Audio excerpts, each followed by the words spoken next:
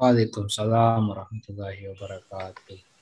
Ya, Bapak Ibu sekalian, demikian presentasi dari tim Puset terkait dengan catatan hukum yang sudah disampaikan pada siang hari ini.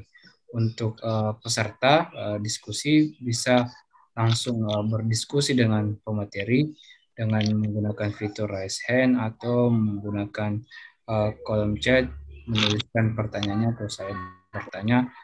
Oke, di sini saya melihat sudah ada dua penanya yang mengajukan fitur raise hand. Pertama Kanjeng Sabran, kedua Mbak Elizabeth. Yang untuk yang pertama, saya persilakan kepada Kanjeng Sabran, bisa langsung berdiskusi kepada pemateri. Silakan, Mas, bisa diaktifkan kameranya. Halo, monitor, Mas Kanjeng Sabran, apa mendengarkan suara saya? Kalau tidak, saya persilakan kepada Mbak Elizabeth terlebih dahulu untuk menanyakan ataupun berdiskusi langsung dengan pemateri. Silakan, Mbak Elizabeth. Iya, terima kasih waktunya moderator telah memberikan waktu untuk saya untuk bertanya. Nama saya Elisa dari Malang. Ada pun beberapa pertanyaan yang saya ingin ajukan, bahwasannya yang pertama, sebenarnya apa alasan dari tim Puset mengangkat putusan ini untuk dibahas? Jadi apa sisi menariknya dari putusan ini begitu? Kemudian yang kedua, karena tadi disebutkan ada beberapa kerugian yang dialami oleh penggugat, menurut Bapak pemateri sendiri, bagaimana langkah hukum selanjutnya yang dapat diambil untuk mengatasi kerugian tersebut? Seperti itu. Kemudian ketiga ya Pak ya, nggak apa-apa? Ya, silakan. Menurut saudara pemateri, apakah putusan hakim yang diambil dalam putusan PT UN ini, apakah sudah tepat seperti itu? Mungkin cukup sekian Bapak moderator. Terima kasih atas waktunya.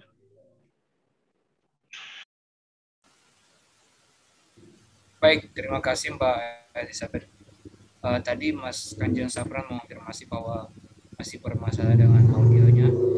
Untuk itu saya persilakan kepada pemateri terlebih dahulu untuk menjawab pertanyaan dari Mbak Elizabeth. Silakan Mas Wirdan apa Pak Suyanto Lonrang terlebih dahulu. Silakan. Terima kasih atas pertanyaan Mbak Elizabeth ya. Tadi ada 3 pertanyaan yang disampaikan kepada kami pemateri, atau tepatnya itu adalah nanti sebagai penguat diskusi kita pada siang hari ini untuk bisa mendapatkan persepsi yang dapat menyempurnakan catatan hukum kita ini. Yang pertama adalah apa alasan tim Puset mengangkat putusan ini sebagai objek penelitian? Alasan yang pertama tentu bahwa pada saat periode yang sebelumnya, tahun yang lalu, tim Puset sudah menentukan atau sudah melakukan penelitian mengenai catatan hukum terkait dengan sektor energi dan pertambangan, khususnya menyangkut perizinan ilegal di sektor pertambangan. Tapi itu yang berkaitan dengan putusan pidana. Itu yang pada saat kali ini kami memutuskan untuk mengangkat atau mencari meneliti objek putusan pengadilan tata usaha negara. Itu alasan yang pertama. Yang kedua, terkait dengan isu ini bahwa ada sesuatu yang menurut kami itu perlu menjadi perhatian khusus kita semua, karena di satu sisi pemerintah Sumatera Selatan, dalam hal ini Gubernur Sumatera Selatan, telah menerbitkan objek sengketa, di mana objek tersebut diterbitkan pada tahun 2017. Nah, kemudian penggugat, dalam hal ini PT Turpindo Energi, baru melakukan upaya administrasi atau keberatan administrasi pada tahun 2019. Rentang waktu ini cukup lama. Kalau kita mengacu kepada aturan ketentuan 90 hari, tentu cukup jauh. Dan kalau kita mengacu pada alternatif yang atau ketentuan yang masih dimungkinkan, yaitu di kapan waktu saat diterimanya atau diketahuinya objek sengketa ini oleh penggugat. Nah, tetapi hal yang kemudian menjadi kami ingin ketahui, menjadi kami ingin mendalami adalah apa sih dasar hakim kemudian ini atau dasar pengadilan tata usaha negara menerima gugatan penggugat tersebut. Nah, adalah tadi bahwa sesuai dengan ketentuan hukum ternyata waktu 2 tahun lebih pun tidak masalah sepanjang itu terpenuhi, yaitu adalah saat diketahuinya objek sengketa tersebut oleh penggugat.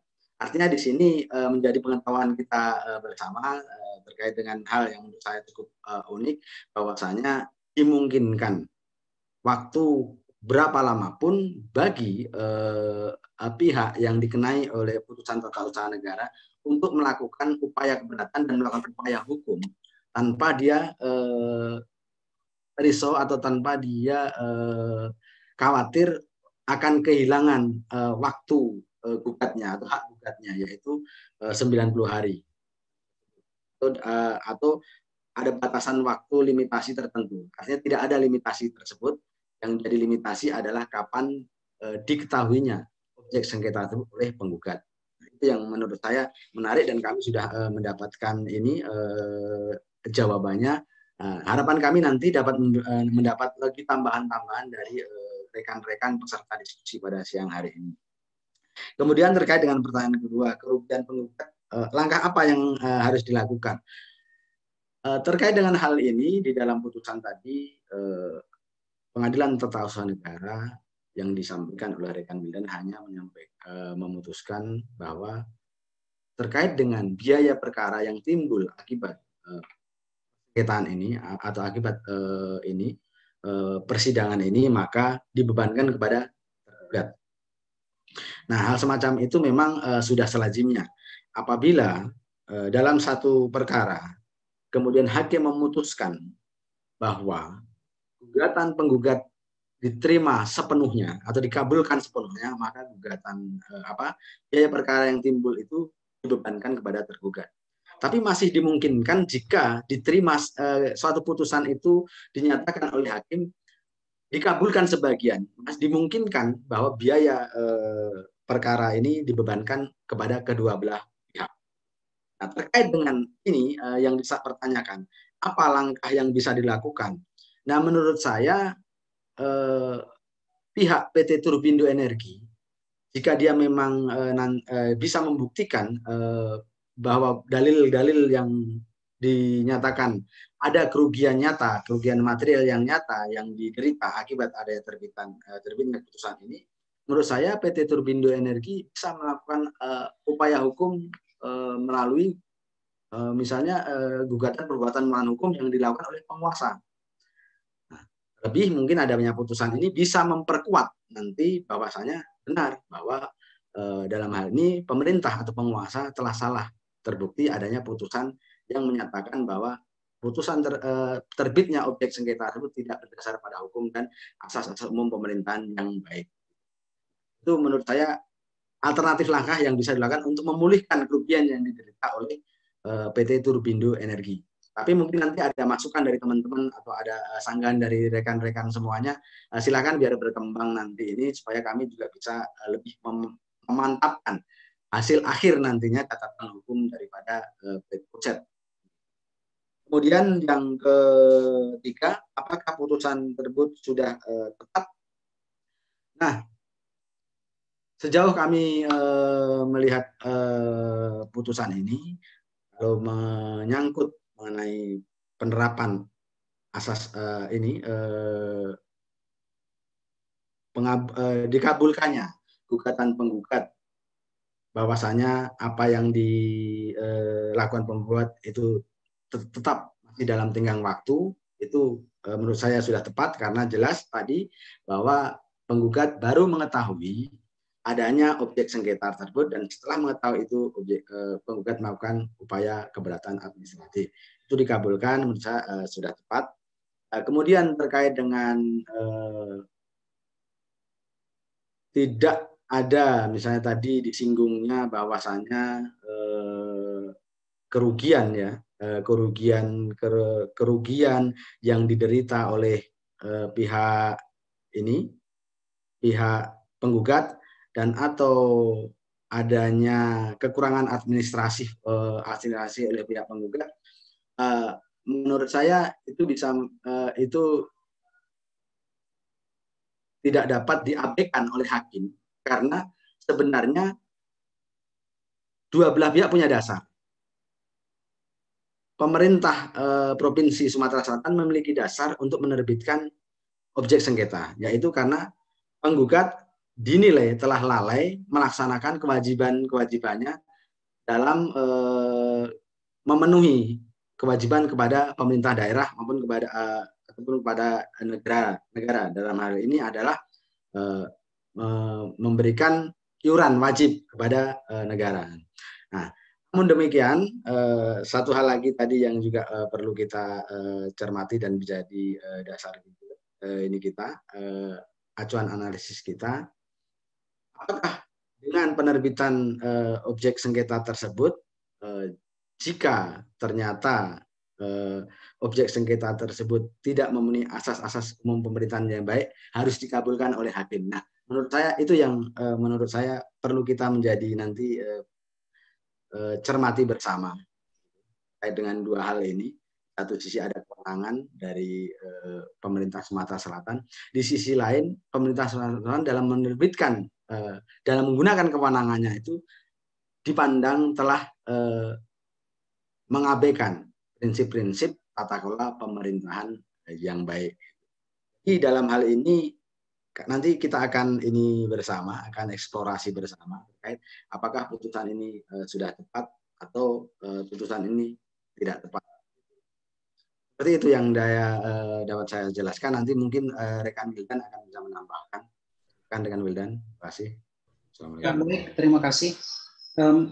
Menarik sekali pertanyaan dari Mbak Elizabeth terkait dengan kenapa sih tim Buset mengambil putusan ini, padahal banyak ribuan atau ratusan atau bahkan ribuan putusan lain terkait dengan pencabutan izin dan putusan yang sejenis seperti itu. Nah, tadi sempat diuraikan oleh rekan Suyanto bagaimana kenapa tim Buset memilih untuk mengkaji ataupun meneliti terkait dengan putusan ini. Nah, putusan ini menurut saya yang pertama adalah mengenai tenggat waktu yang begitu lama. Nah, ini unik Bapak Ibu sekalian. Namun terkait dengan tenggat waktu, putusan tidak disampaikan kepada yang bersangkutan dalam industri pertambangan, khususnya dalam terkait dengan keputusan-keputusan pencabutan izin, itu sudah lumrah dalam sektor pertambangan. Banyak sekali perusahaan-perusahaan yang izinnya dicabut, namun keputusan terkait pencabutan izin itu tidak disampaikan kepada yang bersangkutan. Itu banyak sekali. Bukan rahasia umum lagi, khususnya di pengusaha terkait dengan pengusahaan pertambangan, itu banyak sekali keputusan yang tidak disampaikan. Namun dalam hal ini yang menjadi menarik adalah terkait dengan tenggat waktu yang begitu lama, 2 tahun 8 bulan Bapak Ibu sekalian. Dan ini dari keputusan-keputusan lain, ini merupakan salah satu waktu terpanjang di mana keputusan baru diketahui oleh yang bersangkutan. Sedangkan terkait dengan keputusan pencabutan izin itu adalah keputusan yang bersifat individual. Dalam hal ini pihak Dinas SDM ataupun dalam hal ini adalah pemerintah Sumatera Selatan, Bapak Gubernur, hanya menyampaikan keputusan itu di website SDM. Nah, untuk keputusan yang bersifat publik sih no problem. Hal itu disampaikan melalui website. Namun hal ini seurgen izin pertambangan IUP yang disampaikan melalui website namun tidak disampaikan langsung kepada yang bersangkutan, itu adalah hal yang menurut saya blunder sekali. dikarenakan secara administratif juga tidak dapat dikatakan benar seperti itu. Itu yang menurut saya menarik. Namun juga ada beberapa hal setelah kami baca beberapa putusan dan juga mengenai dengan kewenangan, banyak putusan yang lain itu terkait dengan kewenangan. Apakah yang bersangkutan memiliki kewenangan untuk mengeluarkan keputusan. Namun dalam hal ini, Gubernur memiliki kewenangan sesuai dengan pasal 8 Permen 43 tahun 2000, Permen 43 terkait dengan 2015 ya. Ya, 2015 tersebut disebutkan bahwa Gubernur memiliki kewenangan untuk mencabut izin tersebut yang dimiliki oleh PT Tubindo. Namun secara prosedur memang ada beberapa yang istilahnya tidak sesuai dengan ketentuan dalam perundang-undangan. Salah satunya adalah tadi yang disampaikan saya adalah undangan yang tidak disampaikan secara fisik, namun via email aja, pencabutan yang tadi dikirimkan hanya diupload melalui website saja, terus rekomendasi pencabutan yang dilakukan atau disampaikan secara lisan tidak tertulis kepada Kepala Dinas SDM, dan itu menjadi konsideran menimbang dalam keputusan secara lisan, namun dijadikan konsideran menimbang dalam sebagai memperhatikan ke rekomendasi seperti itu. Kemudian terkait dengan pencabutan izin juga yang tidak sesuai dengan pasal 17 ayat 3 Permen SDM nomor 43 tahun 2015, di mana prosedur untuk sanksi administratif itu melalui satu teguran, kemudian penghentian sementara kegiatan usaha, dan juga yang ketiga baru pencabutan IUP. Ini juga menjadi perhatian kita, kenapa kita tertarik atau tergugah atau meneliti terkait dengan putusan ini. Itu yang pertama, terkait pertanyaan Mbak Elizabeth. Untuk yang kedua, mengenai kerugian bagaimana tindak lanjutnya. Nah, tadi disampaikan bahwa PT Tubindo masih kurang bayar terkait dengan iuran rutin dan juga denda seperti itu. Nah, iuran tetap dan juga denda itu menjadi tanggungan yang wajib dibayarkan. Dalam garis bawahi, wajib dibayarkan. Karena apa? Terlepas keputusan pengadilan tata usaha negara ini dikabulkan atau tidak, hutang PT itu yang dianggap hutangnya karena kurang bayar ataupun tanggungan PT Tubindo itu tetap harus dibayarkan, terlepas keputusan ini diterima atau tidaknya. Jadi terkait dengan kurang bayar itu tetap menjadi tanggungan yang wajib dibayarkan, dan itu menjadi hutang kepada negara. Seperti itu. Kemudian yang ketiga, terkait dengan putusan hakim apakah sudah tepat. Nah, ada beberapa dalam pertimbangan hakim yang saya sampaikan tadi, bahwa keputusan hakim di sini terkait dengan kompetensi pengadilan sudah kita sampaikan bahwa memang tenggat waktu sudah sesuai, dan menurut saya majelis atau pengadilan tata usaha negara Palembang sudah tepat dengan memutuskan bahwa gugatan penggugat masih memenuhi persyaratan terkait dengan tenggat waktu 90 hari. Itu salah satu contohnya sudah sesuai. Kemudian yang kedua mengenai prosedur yang dilangkahi terkait dengan persoalan administratif pencabutan izin IUP OP ini. Nah, hal itu juga yang menjadi pertimbangan hakim dalam keputusan ini. Nah, menurut kami ada beberapa hal yang tidak disinggung ataupun luput dari pertimbangan hakim. Salah satunya adalah dan hal ini juga tidak disampaikan dalam evaluasi Dinas SDM Sumatera Selatan. Apakah izin yang diberikan oleh pemerintah dalam hal ini melalui keputusan Bupati Banyuasin itu apakah sudah dimanfaatkan atau belum? Jika tidak dimanfaatkan, maka ini menjadi kerugian bagi negara.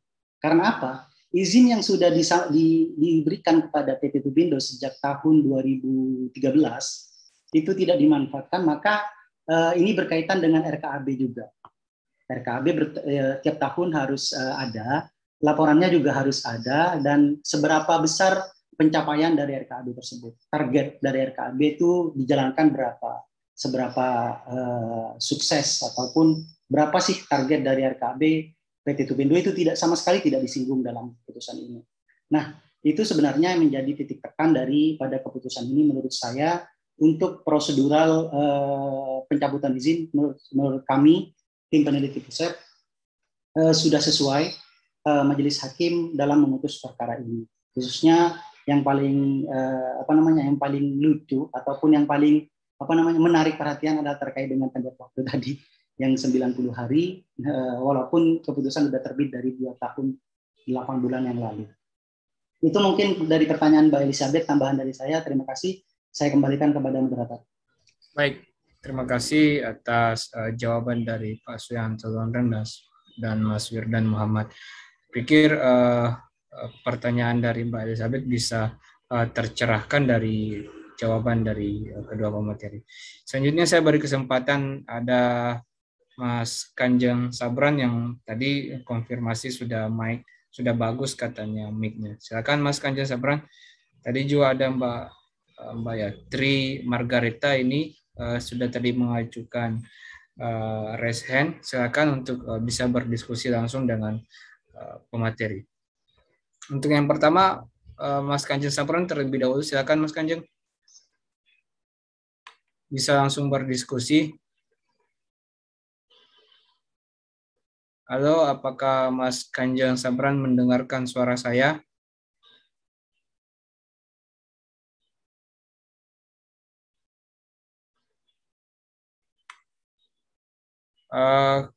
Karena Mas Kanjeng belum ada konfirmasi, saya persilakan kepada Tri Margareta tadi juga menggunakan fitur raise hand untuk bisa berdiskusi, bertanya ataupun menyanggah jawaban-jawaban ataupun pernyataan-pernyataan dari narasumber.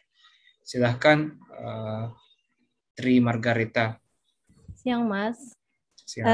Sebenarnya tadi mau nanya, cuma dari Pak Matahari tadi cukup sudah bisa menjelaskan sih ya, dari pertanyaan saya cukup terjawab gitu.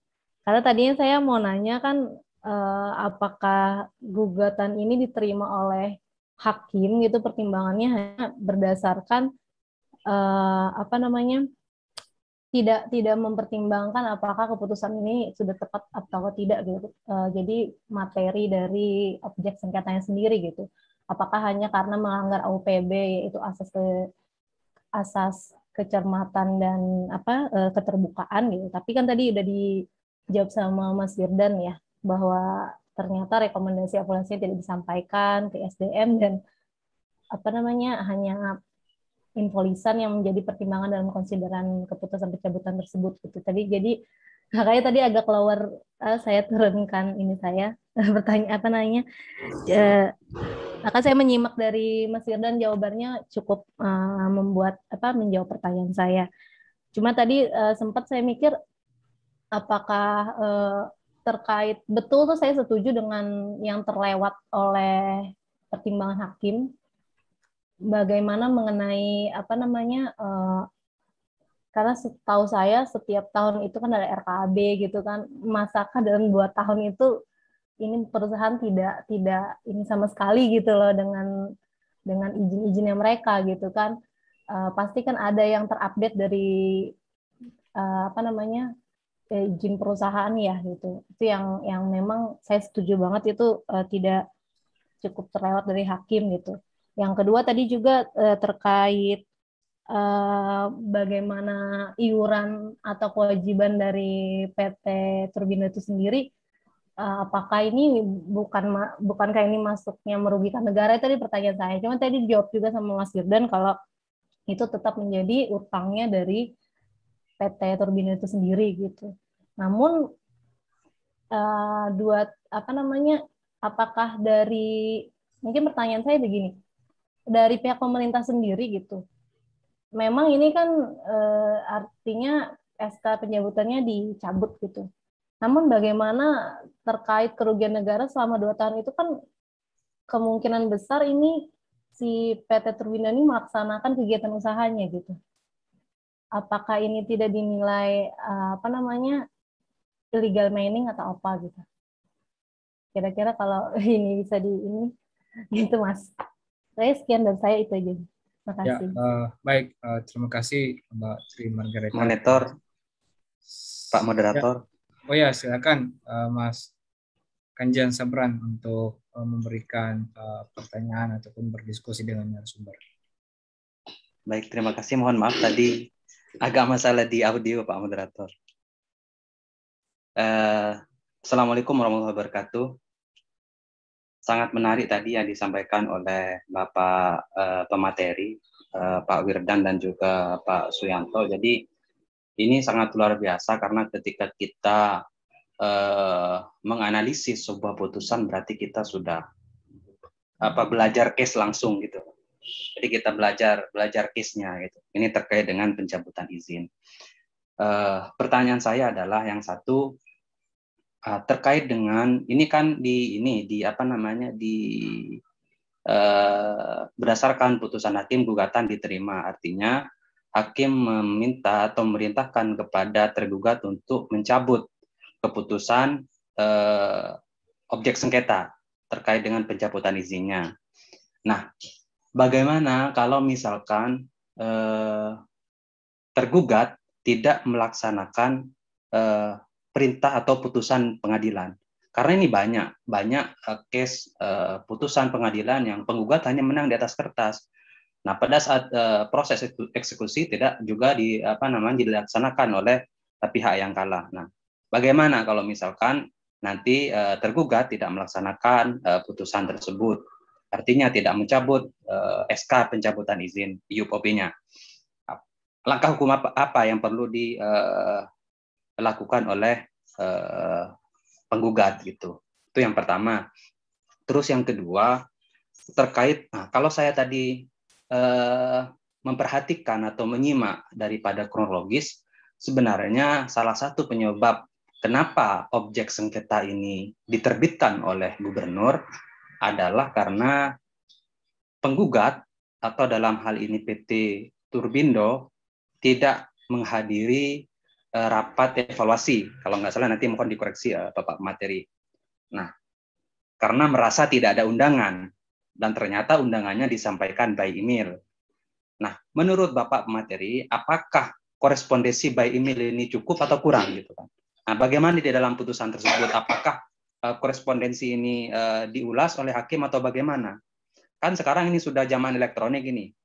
Nah, apakah kalau sudah menyampaikan korespondensi secara email ini sudah cukup atau bagaimana gitu kan? Sehingga masa gara-gara undangan lewat email ini dianggap tidak nerima gitu loh. Nah, bagaimana menurut pemateri? Terus yang terakhir terkait dengan sanksi tadi. Menurut pemateri, apakah tadi kan disebutkan bahwa penerapan sanksi itu diatur dalam Permen SDM nomor sekian. Tadi mohon maaf, saya lupa tadi nomornya. Tadi sempat disinggung terakhir oleh Bapak Wirdan. Apakah tidak hadir 3 kali itu emang sanksinya itu harus dicabut izinnya atau bagaimana yang benar gitu? Bagaimana prosedur penerapan sanksi itu? Apakah sanksinya itu sudah tepat pencabutan izin atau ada sanksi yang lain yang harusnya diberikan kepada Turbindo? Masa 3 kali tidak hadir, yang penyampainya email, terus kemudian izinnya dicabut gitu. Nah, terkait dengan penerapan sanksi ini bagaimana menurut Bapak materi yang benar sesuai dengan aturan perundang-undangan? Itu. Terima kasih pertanyaan dari Pak Kanjeng. Terima kasih Pak Moderator. Assalamualaikum warahmatullahi wabarakatuh. Waalaikumsalam warahmatullahi wabarakatuh. Ini Mas Kanjeng Sabran kayaknya ada hubungan saudara dengan Kiai Kanjeng. Salam untuk Kiai Kanjeng. Ya, demikian pertanyaan dari Mas Kanjeng Sabran. Ini kiranya bisa ditanggapi oleh Pak Suyanto Lonrang atau Pak Wirdan Muhammad. Saya harap pertanyaannya disimak dengan baik tadi. Silakan Mas Pak Suyanto Lonrang. Baik, terima kasih untuk Pak Sabrang, Kanjeng Sabrang atas pertanyaannya, kemudian juga kepada penanya sebelum Pak Kanjeng Sabrang, terima kasih juga kami ucapkan. Baik, terkait tadi ada pertanyaan mengenai apakah yang dilakukan oleh PT Turpindo terkait dengan adanya aktivitas selama 2 tahun itu merupakan illegal mining yang dilakukan oleh PT Turpindo Energi. Menurut saya itu bukan illegal mining karena jelas tadi disampaikan bahwa PT Turpindo Energi memiliki izin usaha pertambangan operasi produksi. Walaupun kemudian dalam fase 2 tahun ini PT Turpindo Energi ternyata nyata-nyata tidak menunaikan kewajibannya terkait dengan pembayaran iuran wajib kepada negara, maka itu yang dilakukan oleh PT Turpindo Energi benar merugikan negara. Dan tadi disampaikan juga sama saudara Wirdan sudah bahwasanya kewajiban itu tidak putus dengan adanya putusan pengadilan baik menerima maupun menolak gugatan penggugat. Artinya seluruh kewajiban yang dibebankan PT Turpindo Energi terkait dengan hak dan kewajibannya, terkait dengan tanggung jawabnya sebagai penerima izin usaha pertambangan operasi produksi tetap harus dipenuhi oleh PT Turpindo Energi. Dalam hal itu tidak penuhi, maka itu bisa beralih ke pidana. Jadi negara masih punya peluang untuk melakukan upaya lain untuk bisa terpenuhinya apa yang menjadi hak negara dan apa yang menjadi kewajiban PT Turpindo Energi tersebut. Yang kedua, ini terkait dengan tadi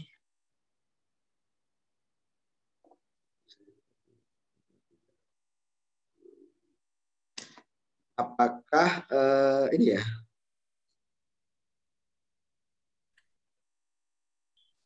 jika tergugat, ya ini dari Kiai Kanjeng ini, jadi Kanjeng Sabrang. Apakah langkah hukum jika tergugat tidak mencabut objek sengketa sebagaimana yang diputus oleh pengadilan? Kalau perspektif saya, ketika suatu pengadilan memutuskan satu perkara, maka kepada pihak yang para pihak itu berkewajiban untuk memenuhi isi putusan tersebut. Nah, karena isi putusan tersebut jelas tegas menyatakan bahwa tergugat wajib mencabut. Artinya kata wajib jika tidak dilakukan maka ada sanksi yang bisa dikenakan kepada tergugat. Yang kedua, jika tergugat tidak melakukan kewajibannya itu, menurut saya PT Turpindo Energi juga dapat melakukan upaya gugatan perbuatan melawan hukum terhadap tergugat karena tidak melaksanakan kewajiban hukumnya untuk mencabut objek sengketa yang diperintahkan oleh putusan Pengadilan Tata Usaha Negara Sumatera Selatan. Itu menurut saya yang jawaban saya. Kemudian, apakah korespondensi tidak cukup atau masih kurang terkait dengan ini pemberitahuan? Nah, menurut saya di dalam hal ini ada alternatif terkait dengan penyampaian atau pemberitahuan terkait dengan ada objek sengketa. Salah satunya yaitu dengan menyampaikan ke publik melalui website, kemudian by email seperti itu. Tetapi perlu diingat juga bahwa itu benar, itu sudah dilakukan, tapi perlu diingat juga bahwa asas-asas umum pemerintahan yang baik itu salah satunya juga satu tadi selain atas kecermatan, cermat dalam arti di sini harus cermat bahwa ini tujuannya untuk siapa, dan kalau seandainya disampaikan langsung kepada yang bersangkutan maka itu akan tepat sasaran. Cermat di situ. Nah, di samping itu juga ada hal-hal yang perlu dipertimbangkan, yaitu hal yang kewajaran. Wajarnya jika kita menerbitkan satu objek sengketa, apa yang sifatnya ini individual, langsung pada satu badan hukum tertentu, wajarnya itu disampaikan langsung kepada yang bersangkutan, meskipun nanti bisa juga disampaikan kepada publik sebagai informasi melalui website Dinas SDM. Jadi itu menurut saya satu pertimbangan kenapa, ada apa sih sebenarnya di balik semua ini, kenapa objek sengketa yang sedemikian penting, yang sedemikian berpengaruh terhadap tergugat sebagai badan hukum perseroan tidak disampaikan langsung. Apa alasannya, kemudian apa hal yang menjadi kendala terkait hal ini, karena kalau disampaikan melalui surat langsung pun kan bisa itu, dan akan diketahui langsung oleh direktur sebagai wakil dari perusahaan. Nah, mungkin itu yang menjadi, menurut saya menjadi kurang terpenuhinya asas-asas umum pemerintahan yang baik, salah satunya. Kemudian, mohon izin, ya, Pak Moderator, Ya. apa bisa masuk? Ya, silakan. Terima kasih. Mohon izin Pak Suyanto. Jadi yang saya maksud tadi adalah bukan objek sengketanya, bukan SK pencabutan izinnya. Kalau misalkan SK pencabutan izin, oke, enggak apa-apa. Memang harus disampaikan kepada PT Turpindo secara langsung karena itu sifatnya individual gitu kan. Baru setelah itu misalkan mau diakses di websitenya Kementerian SDM, oke, no problem, tidak apa-apa gitu. Nah, ini yang saya tanyakan adalah terkait dengan undangan untuk undangan untuk evaluasi kalau nggak salah tadi. Jadi kan itu asal mulanya. Jadi ada undangan ke PT Turpindo untuk melakukan evaluasi, tapi Turpindo itu tidak hadir 3 kali. Nah, atas dasar itulah salah satu hasil evaluasinya kemudian terbit keputusan atau objek sengketa. Nah, undangannya akan disampaikan, tapi tidak fisik, tapi by email gitu kan. Nah, pertanyaan saya, menurut Bapak, apakah undangan by email ini kan langsung kepada pihak yang bersangkutan gitu kan, jelas kepadanya siapa dan juga sampai gitu kan. Nah, apakah menurut Bapak by email ini sudah cukup berkorespondensinya dianggap cukup, atau memang ini kurang sehingga memang ada kesalahan di pihak Turpindo? Kalau misalkan cukup berarti Turpindo nggak salah. Nah, berarti yang memberikan undangan tidak salah gitu kalau misalkan by email ini cukup. Sama kalau misalkan kita ngirim surat by post, mau nyampe atau tidak sampai, kita punya bukti resi bahwa surat itu sudah terkirim gitu kan. Nah, bagaimana kalau email ini gitu? Sehingga kita nanti kan bisa analisis bersama. Nah, kalau misalkan ini by email cukup, berarti ya yang salah memang Turpindo yang tidak hadir. Tapi kalau by email tidak cukup, ya berarti memang yang mengirim undangan itu harus disampaikan secara fisik gitu kan. Turpindo kan sekarang kan banyak di daerah ini perusahaan-perusahaan yang pertambangan itu, apalagi sekarang kan terpusat semua perizinan dan korespondensinya. Nah, bagaimana itu kalau misalkan dalam prakteknya gitu? Terima kasih Pak Moderator. Mohon maaf tadi dipotong Pak pemateri, biar nyambung kita diskusi gitu. Terima kasih. Ya. Terima kasih. Silakan Pak Suyanto bisa. Baik, terima kasih Pak Kanjeng atas tadi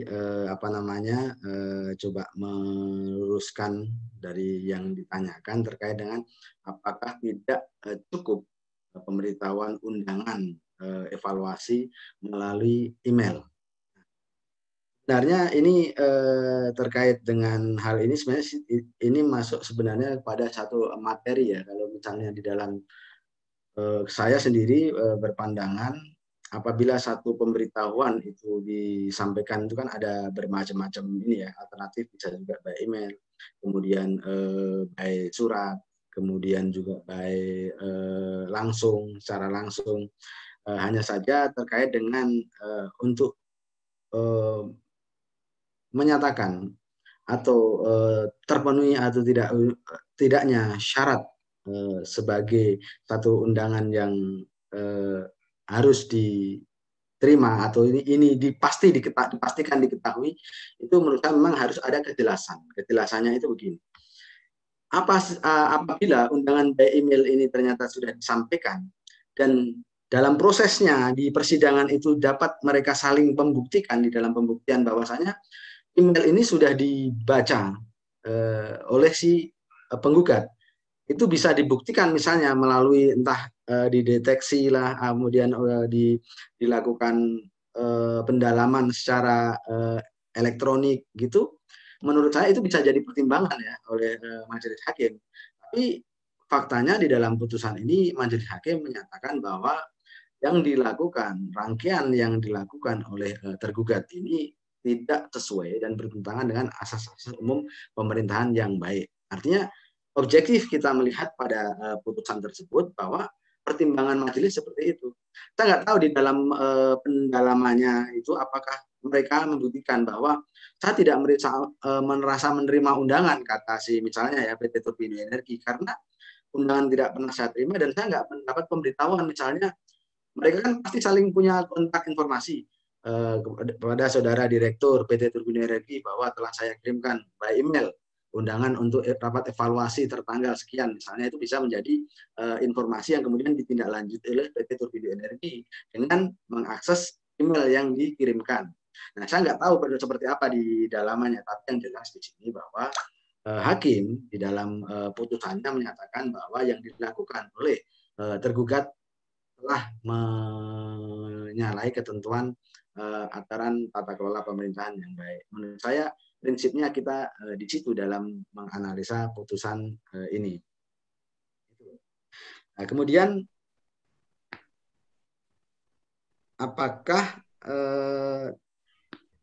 tidak hadir 3 kali sanksinya harus dicabut?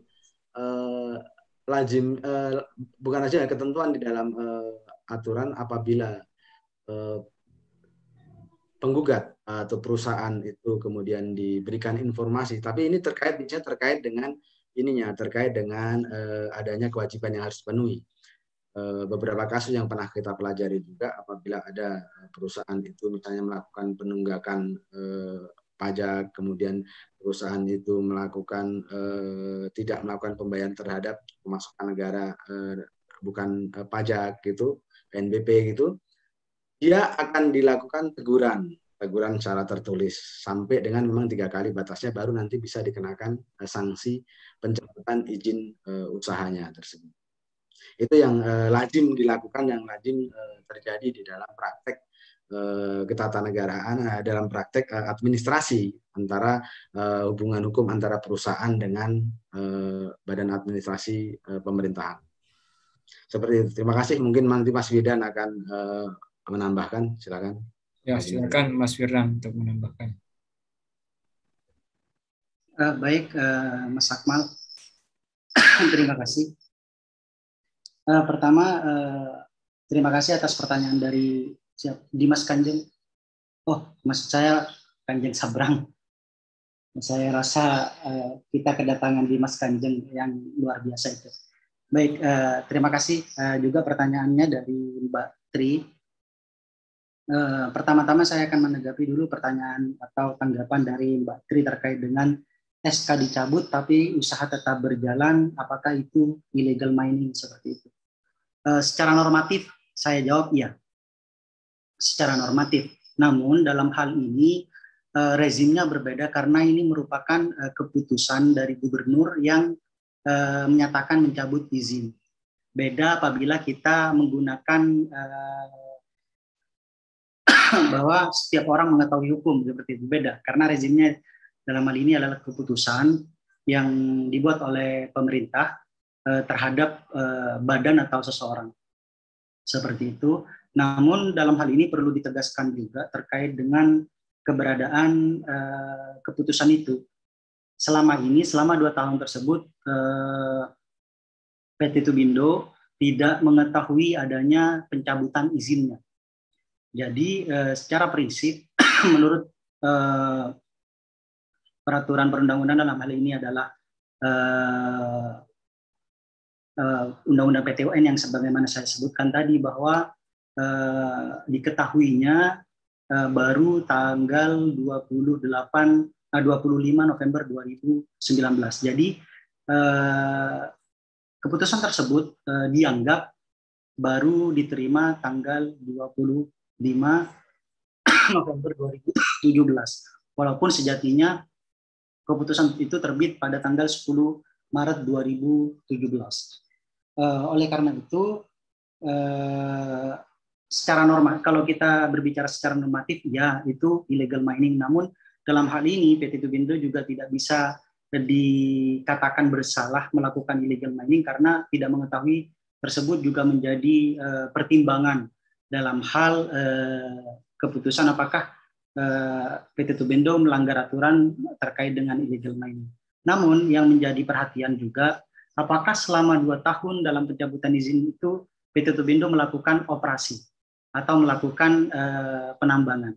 Jika tidak, maka ini juga perlu menjadi bahasan sebagaimana saya sebutkan tadi bahwa terkait pemanfaatan izinnya, apakah sudah dimanfaatkan atau tidak.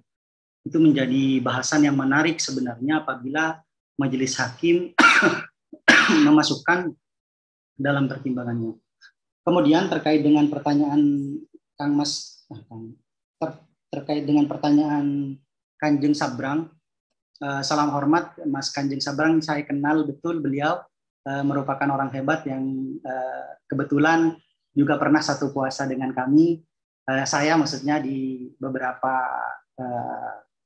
kasus seperti itu. Terima kasih atas masukannya. Sebenarnya ini bukan, saya anggap bukan pertanyaan, tapi ini merupakan kritikan dan masukan juga bagi kami. Nah, terkait dengan langkah hukum apa apabila tergugat tidak melaksanakan putusan pengadilan. Nah, jika di kasus perdata atau pengadilan perdata berdasar kepada pasal 196 HIR itu ada dua untuk menyelesaikan apabila tergugat tidak mau melaksanakan putusan pengadilan. Yang pertama dengan cara sukarela, tergugat harus melaksanakan tersebut dengan cara sukarela atau dengan cara dipaksa melalui proses eksekusi oleh pengadilan. Namun saya kurang begitu paham juga terkait apabila perkara ini menyangkut dengan keputusan di PT-UN. Ini saya jelaskan terkait dengan apabila di kasus perdata seperti itu.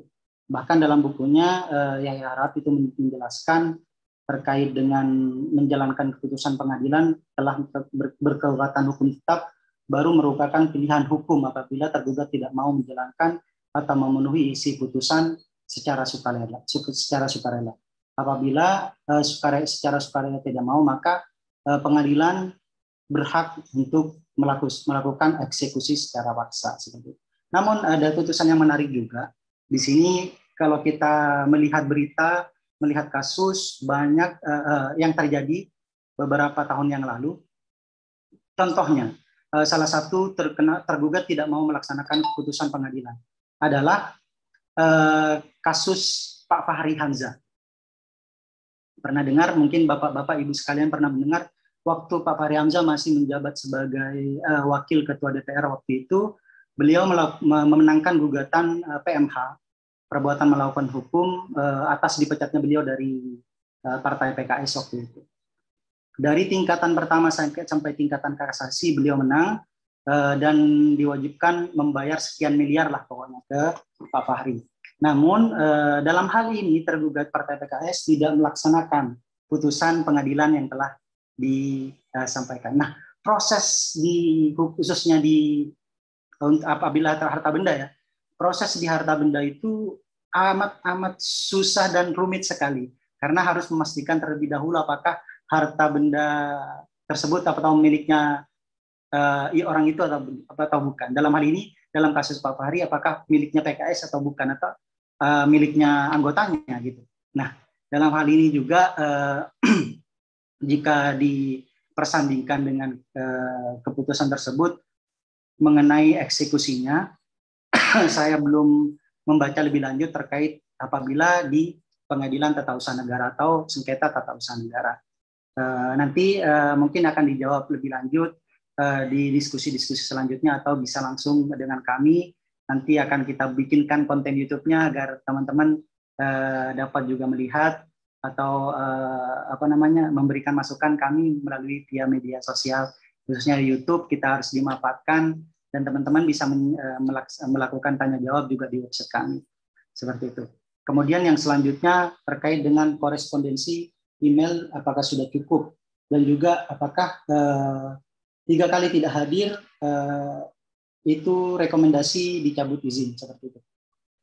Untuk email apakah sudah cukup atau belum, tadi sudah dijelaskan panjang lebar oleh Pak Suyanto, apakah email itu cukup atau belum. Namun di sini saya akan menjelaskan terkait dengan isi putusan, di mana dalam kesaksiannya salah satu saksi yang dihadirkan oleh Dinas SDM itu dalam hal ini adalah tim evaluasi, dalam kesaksiannya menyatakan bahwa prosedur di ESDM, saya menyatakan ya, saya memberitahukan prosedur di ESDM untuk mengirimkan surat undangan evaluasi kepada pemilik izin atau pengusaha pertambangan, pengusaha tambang, itu dilakukan dengan pertama cara mengirimkan pos, memberikan secara langsung kepada yang bersangkutan atau via email. Nah, itu menurut saya pilihan itu bukan bersifat alternatif ya.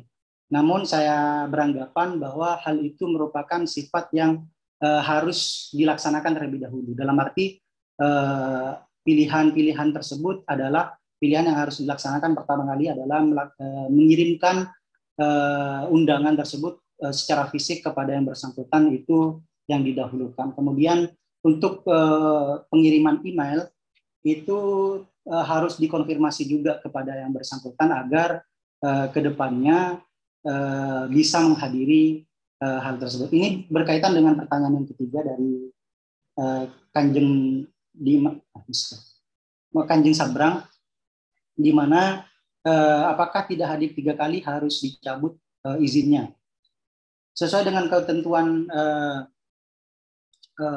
Permen SDM nomor 43 tahun 2015 tersebut, di pasal 17 ayat 3 disebutkan bahwa prosedur pemberian sanksi pertama adalah pemberian teguran secara tertulis, penghentian sementara usaha, dan juga ketiga pencabutan izin.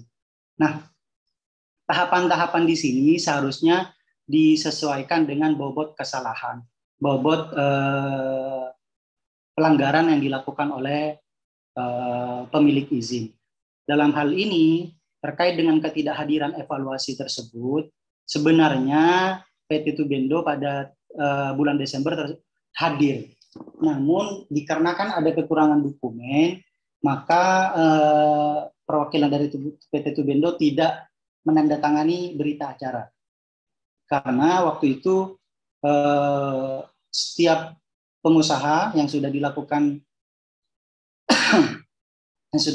evaluasi akan segera diberikan rekomendasi kepada kepala dinas untuk selanjutnya di hasil evaluasi disampaikan kepada yang bersangkutan. Nah, dalam hal ini PT Tubindo sebagaimana kami sampaikan di awal bahwa mereka tidak menghadiri undangan di bulan Agustus, September, dan juga Oktober. Namun dalam hal ini juga PT Tubindo memiliki kekurangan bayar ataupun denda yang belum dibayarkan kepada negara. Nah, dalam hal ini di pertimbangannya secara prosedur menurut kami disampaikan melalui lisan tersebut adalah hal yang tidak dapat dibenarkan, dikarenakan rekomendasi tersebut diuraikan diuraikan dalam objek sengketa dalam pertimbangan hukum untuk memutus atau mencabut izin IUP OP yang dimiliki oleh PT Tubindo. Nah, menurut kami dari ketidakhadiran 3 kali itu sanksi yang seharusnya ditetapkan kepada PT Tubindo adalah sanksi teguran tertulis terlebih dahulu sesuai dengan sebagaimana ketentuan dalam pasal 17 ayat 3 Permen SDM tersebut. Nah, di sini saya ambil contoh aja salah satu pelanggaran berat sebenarnya terkait dengan tunggakan PNBP. Itu menurut saya pelanggaran yang berat dalam proses pertambangan di Indonesia. Pelanggaran tunggakan PNBP yang bertahun-tahun tidak dibayar saja tidak langsung direkomendasikan untuk dicabut izinnya. Namun melalui bertahap ditegur melalui proses teguran tertulis terlebih dahulu. Teguran tertulis beberapa kali baru direkomendasikan untuk dicabut izinnya. Itu mungkin komentar dari kami, kurang lebihnya mohon maaf, saya kembalikan kembali kepada moderator. Terima kasih. Ya, baik. Terima kasih atas jawaban dari Mas Firdan dan Mas Suyanto Londrang. Bapak Ibu semuanya, apakah masih ada yang ingin bertanya, berdiskusi dengan kedua narasumber pada siang hari ini. Kiranya apabila masih ada pertanyaan atau hal-hal yang ingin diketahui terkait dengan gugatan tersebut, silakan untuk langsung menanyakan. Di sini saya lihat ada Pak Eko Nugroho yang standby. Apakah bisa berdiskusi dengan Pak Suyanto Landang atau Mas Firdan? Pak Eko Nugroho, silakan, saya persilakan.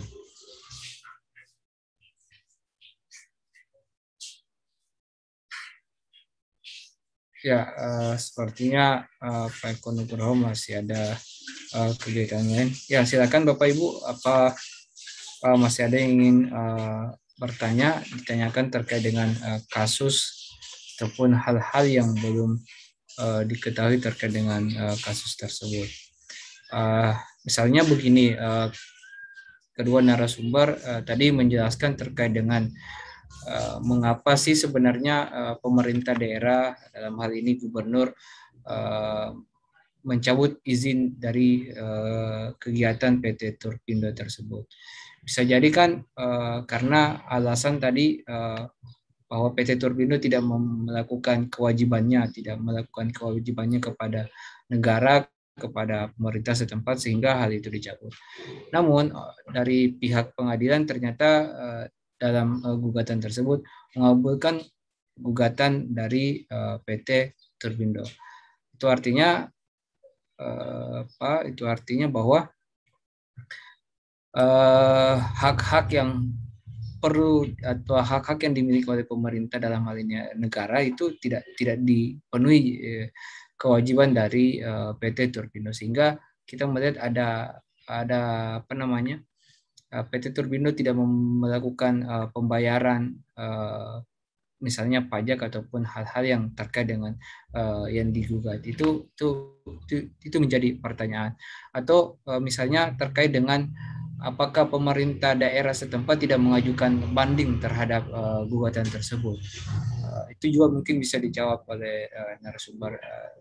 Mengapa misalnya dengan adanya putusan pengadilan tersebut, pemerintah daerah setempat dengan begitu saja menerima gugatan? Apakah mereka tidak ingin mengajukan banding atau bagaimana?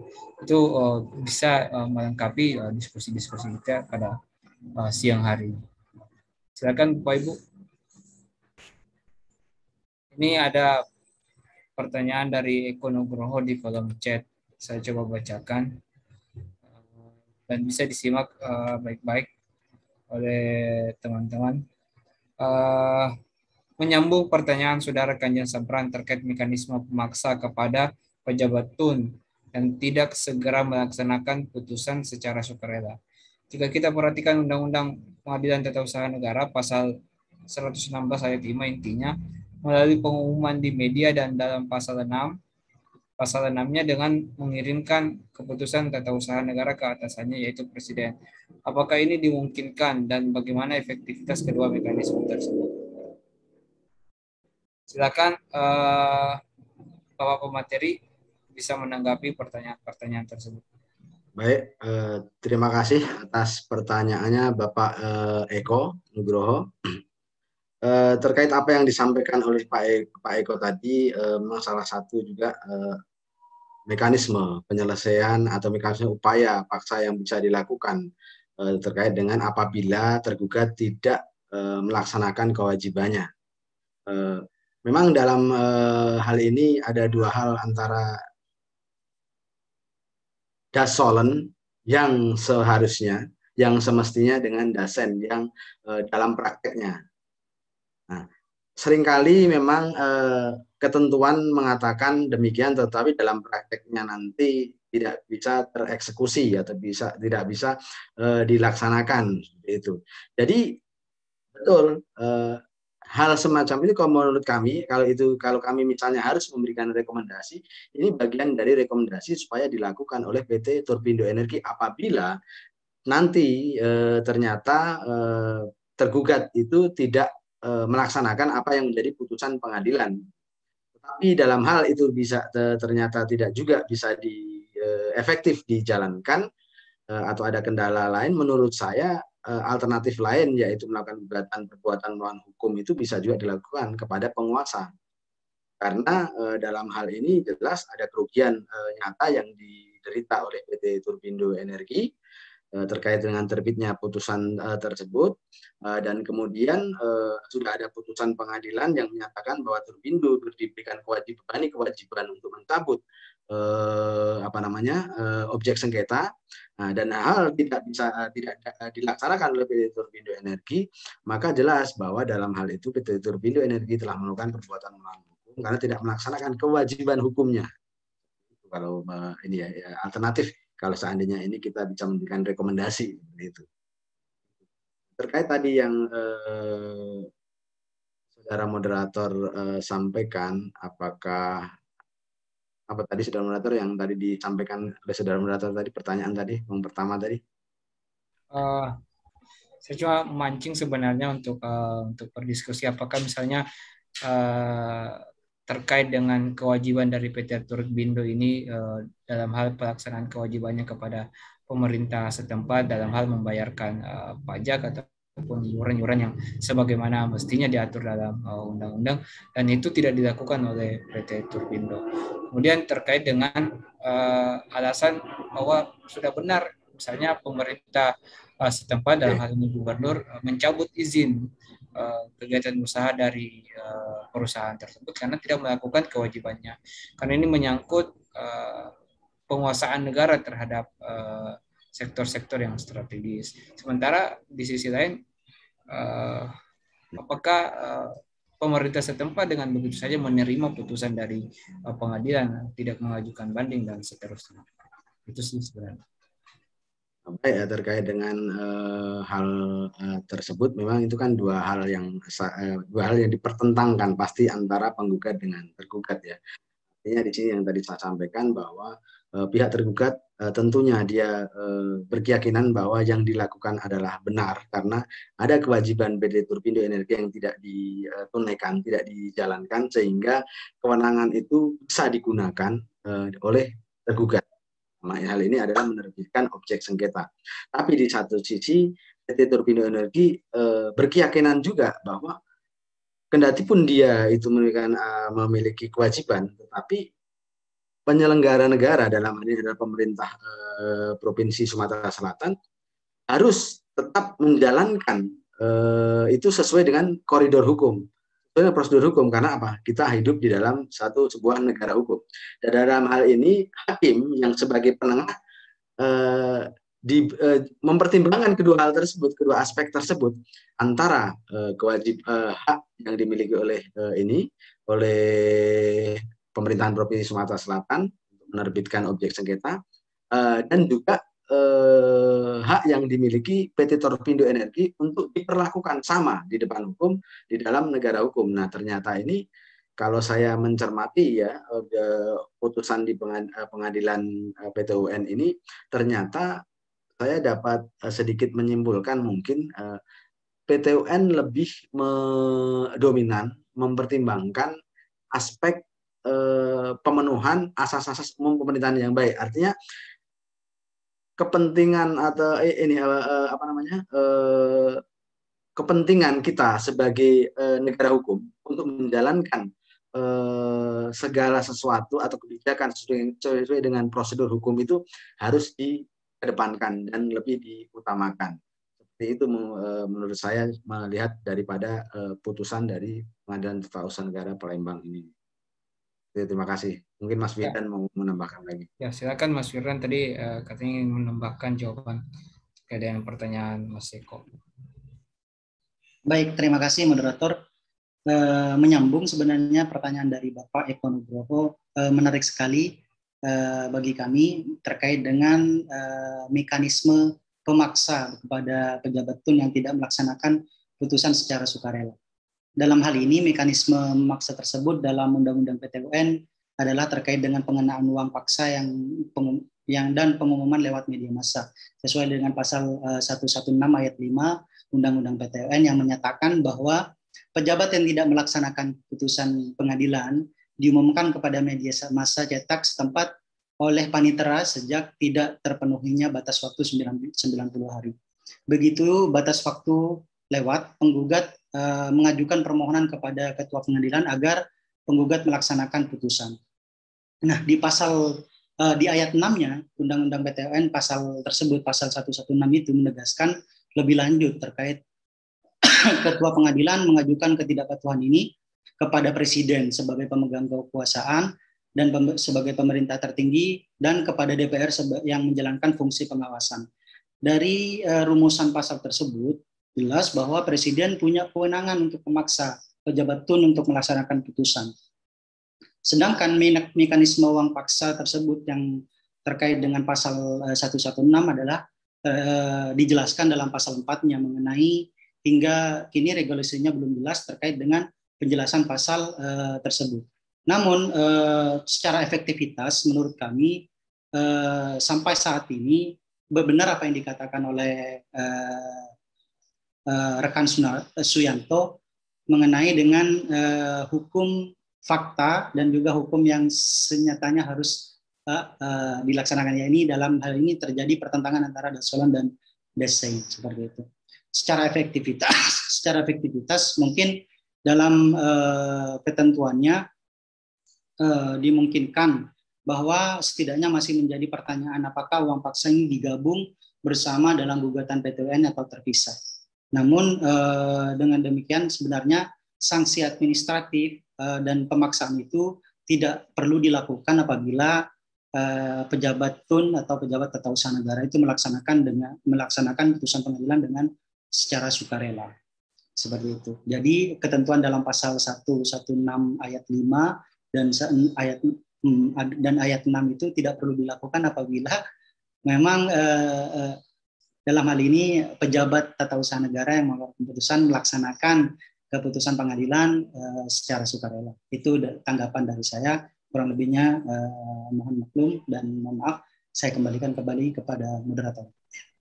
Ya, baik Bapak Ibu peserta diskusi pada siang hingga menjelang sore hari ini. Saya persilakan kembali apa ingin bertanya 1-2 orang untuk mendiskusikan terkait dengan catatan hukum pada siang hari ini. Namun jika sudah tidak ada yang ingin bertanya, karena juga waktu menunjukkan sudah pukul 15.00 menjelang pukul 15.00, saya persilakan untuk kedua narasumber untuk closing statement, memberikan pernyataan terakhir terkait dengan diskusi kita pada siang menjelang sore hari ini. Silakan untuk yang pertama Pak Suyanto Lonrong, silakan untuk memberikan closing statement-nya. Baik, terima kasih rekan moderator. Terima kasih juga kepada para peserta diskusi pada siang hingga sore hari ini.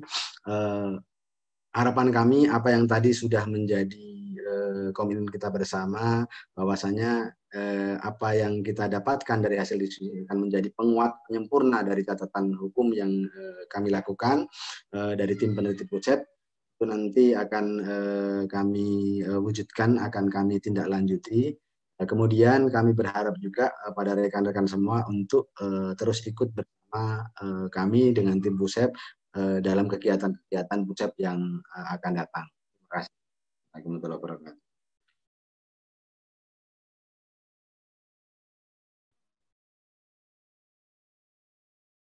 Selanjutnya saya moderator ya. Baik, singkat saja dari saya, orang bijak pernah mengatakan bahwa jadilah orang baik yang tidak diam dan mendiamkan. Mungkin dengan hadirnya teman-teman mengikuti diskusi-diskusi terkait dengan pertambangan ini menjadi sarana atau menjadi pemancing bahwa teman-teman, Bapak Ibu sekalian merupakan orang-orang baik yang tidak mendiamkan masalah-masalah terkait sektor energi dan pertambangan. Karena apa? Sektor energi dan pertambangan ini merupakan sektor yang amat krusial karena menyangkut hajat hidup orang banyak sesuai dengan pasal 33 Undang-Undang Dasar 1945. Jadi tetap harus semangat mengawal tata kelola hukum energi dan pertambangan yang berlandaskan hukum dan keadilan.